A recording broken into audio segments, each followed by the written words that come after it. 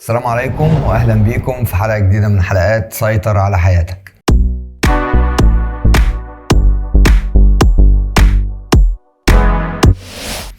انت دلوقتي بتتفرج على الفيديو ده عشان نفسك وقتك ما يضيعش وتقدر تسيطر عليه وتقدر تحقق اهدافك، صح كده؟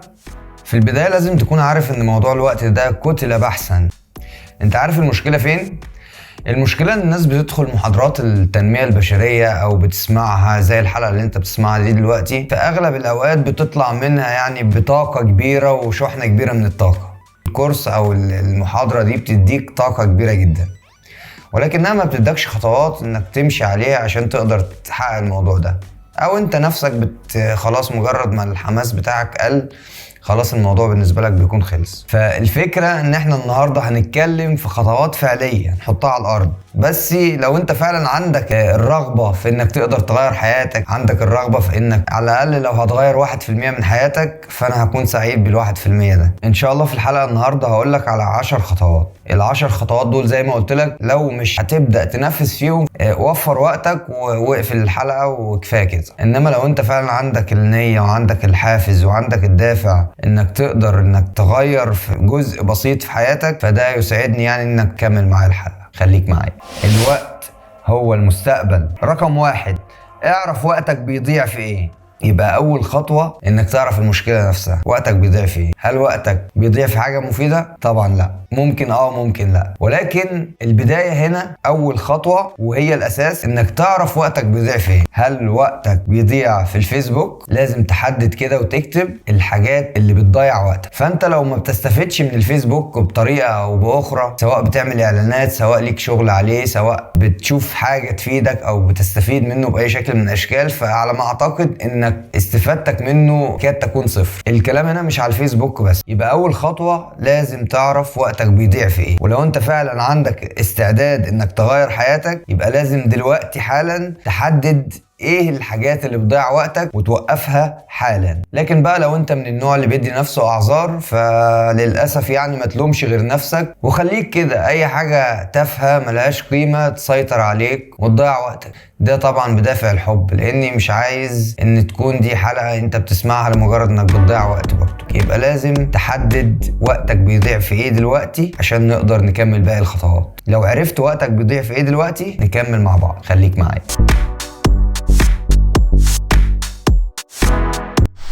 رقم 2، حدد هدفك بطريقة صحيحة.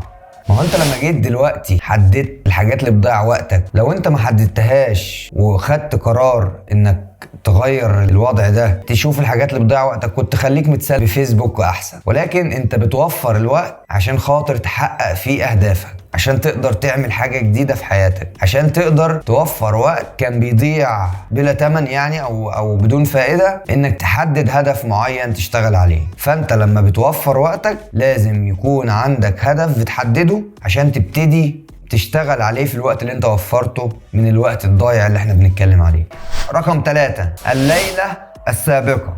الخطوة الثالثة، لو صحيت من النوم وانت مش عارف هتعمل ايه النهاردة، يبقى احسن لك ارجع كمل نوم احسن، وده هيكون استثمار افضل ليومك. ما هو كده كده هيضيع للأسف.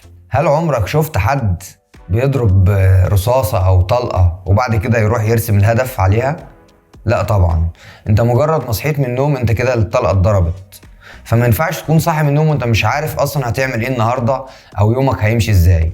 فلازم تكون محدد يومك بكرة هتعمل فيه ايه. لازم يكون في خريطة معاك لبكرة، لازم يكون في معاك هدف او خطوات معينة انت هتعملها بكرة. انت صاحي من النوم عشان هتعمل كذا وكذا وكذا وكذا وكذا، انما هتصحى من النوم بدون هدف، فانت كده للأسف زي اللي ضرب طلقة وبعد كده راح يرسم لها الهدف، ففي شنك ملهاش لازمة. ومن ضمن طرق تحديد الهدف اللي ان شاء الله نعمل لها حلقة مخصوص نقولك ازاي تحدد هدفك، انك بتقسم الهدف الكبير لاهداف صغيرة. فاللي انت هتعمله بكرة ده الهدف الصغير اللي انت بتشتغل عليه عشان تحقق الهدف الكبير.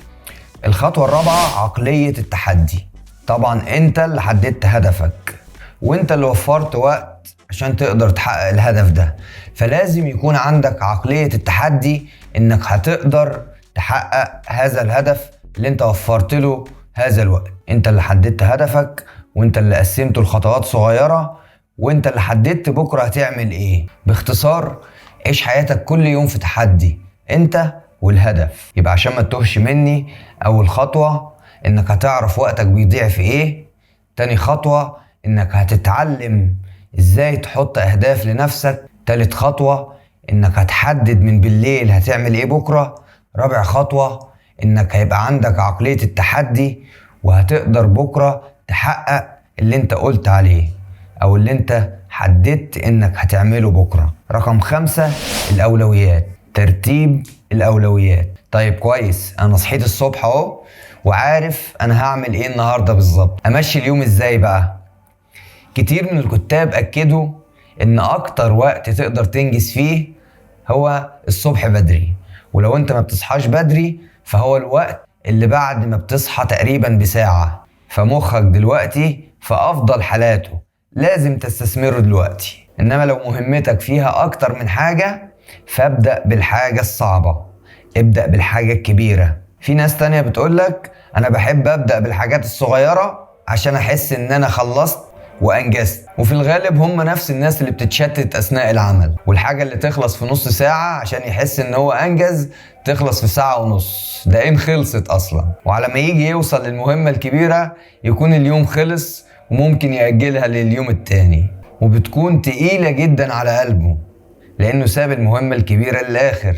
فحاول انك تنجز المهام الكبيرة او الصعبة بعد استيقاظك من النوم بساعة.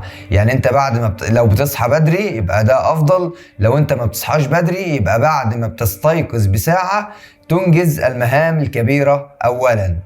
الخطوة رقم 6، اعزل نفسك، اتعلم تقول لا. انت مثلا حسب الخطة اللي حطيتها لنفسك هتخلص المهمة س من الساعة 10 للساعة 12، تليفونك بيعمل ايه جنبك؟ الفيسبوك مفتوح ليه؟ تبقى قاعد وشغال او بتعمل اي حاجة ومجرد ما تجيلك صفارة تسيبها وتجري؟ هل في حاجة أهم من المهمة اللي أنت حاططها لنفسك؟ ما تقلقش، يعني الكون مش هيتغير في الساعتين دول، ولا الدنيا يعني هتقف إنك ما دخلتش على الفيسبوك لمدة ساعتين. كل ده مش هيحقق لك أهدافك ولا هينجز لك الأهداف اللي أنت حطيتها لنفسك ولا هيعمل لك أي حاجة خالص. ليه دايما بنضيع أوقاتنا في حاجات ملهاش قيمة؟ للأسف آفة العصر دلوقتي بقت الاستخدام السيء للتكنولوجيا. قللنا الاجتماعيات وقللنا الحديث، محرقة وقت ممكن تقعد بالساعات الطويلة. للأسف احنا وصلنا لمرحلة يعني خطرة جدا جدا جدا بسبب انهماكنا في ان احنا بنعمل حاجة ملهاش قيمة للأسف، وضيعنا اوقاتنا وضيعنا حياتنا وضيعنا ابنائنا بسبب عدم المسؤولية اللي احنا فيها. الخطوة رقم 7، وهي نفس الخطوة اللي قلناها في طرق المذاكرة، وهي برضو صاحب بالين كداب. ما تقنعش نفسك انك هتقدر تعمل حاجتين في نفس الوقت بنفس الجودة، اكيد هتأثر على جودة حاجة فيهم. واللي بيشتغل في حاجتين مع بعض بيكون هدفه انه يخلص اسرع. صدقني لو ركزت على كل حاجة واديتها وقتك ومجهودك وطاقتك هتخلص الاتنين اسرع ما تشتغلهم مع بعض، لانك بتكون مركز في كل حاجة وبتديها وقتها وبتديها مجهودها، فبتقدر تطلعها على اكمل وجه. الخطوة رقم 8، انت مش آلة. بعض الناس بتيجي تحط لنفسها جدول تشتغل عليه او تذاكر عليه او تعمل اي حاجة. بعض الناس بتقولك انا هعمل المهمة كذا من 10 ل 12، والمهمة كذا من 12 ل 2، والمهمة كذا من 2 ل 4. ابقى قابلني في المشمش، ده اسمه تهريج. لازم تسيب وقت كافي ما بين كل مهمة والتانية. لازم لما تيجي تحدد وقت المهام اللي انت هتعملها، نفترض مثلا تقول هعمل المهمة دي او التاسك ده من 10 ل 12، والمهمة اللي بعديها تكون من 2 ل 4 وهكذا. طيب ايه الفكرة من كده؟ تحديد الوقت وان انت تسيب وقت ما بين كل مهمة ومهمة له 3 فوائد. الفايدة الاولى اولا ببساطة لانك لو ما قدرتش تخلص المهمة دي في الوقت اللي انت محدده هيكون عندك وقت انت سايبه فاضي فهتقدر انك تخلص فيه، فبالتالي مش هيحصل لك احباط. لكن انت ما تكون راصص المهمات ورا بعضها كده، اول ما يضرب منك مهمة في الاول خلاص اليوم كله ضرب منك. زي مثلا الطالب لما يجي يعمل جدول المذاكرة يقول هذاكر من 10 ل 11، من 11 ل 12، من 12 ل 1، هوب اول ساعة ضربت منه تحس ان اليوم كله ضرب منه. طب ليه؟ المفروض انت بتسيب فواصل زي ما قلنا في الحلقة اللي فاتت، لازم بتسيب فواصل. فالفواصل دي حتى لو انت حاطط لنفسك مثلا انك هتخلص الماده دي في ساعه او تخلص الجزء اللي انت هتذاكره ده في ساعه، لازم تحط نص ساعه بعد الساعه دي، على اساس لو ما قدرتش تخلص في الساعه تكون انت مدي لنفسك فرصه، وبالتالي ما تبوظش الجدول اللي انت عامله. انما لما تلزق كله في بعضه، اول ماده هتبوظ منك، كل المواد هتضرب منك. المهمه لما بتكون محدده بوقت بيكون الموضوع مسلي وفي تحدي وفي تركيز. الفايده التانيه ان الوقت لو خلص وانت لسه ما خلصتش، مش هتتوتر ولا هتقلق ولا هتبوظ الجدول اللي انت عامله.